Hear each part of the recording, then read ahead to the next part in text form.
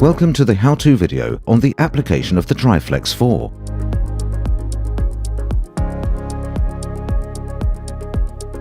Please consider the safety information when using our products. This provides visibility to the substrate. Route a channel with upright edges of at least 5 mm. If the moisture content is above 18%, let the wood dry naturally. Apply the brick tape to protect surrounding areas. Shake the bottles briefly and use the indication marks on the back of the bottles for accurate dosing. Dose up to 1 indication mark for each component A and B.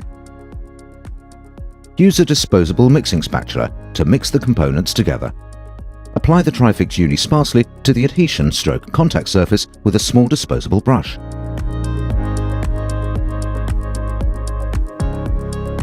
After 20 minutes, pat the repair dry.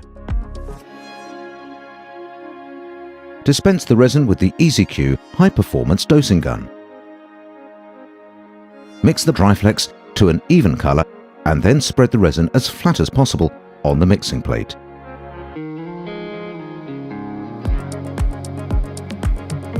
Apply the resin in a thin layer into the repair with the EasyQ buttering knife, ensuring good contact with the repair area.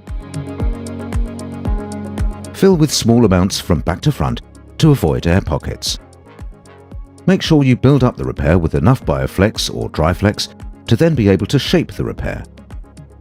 Place the modeling knife perpendicular to the paste and always turn in to the repair. Remove the amine layer from the epoxy by sanding the repair for a good adhesion of the paint system.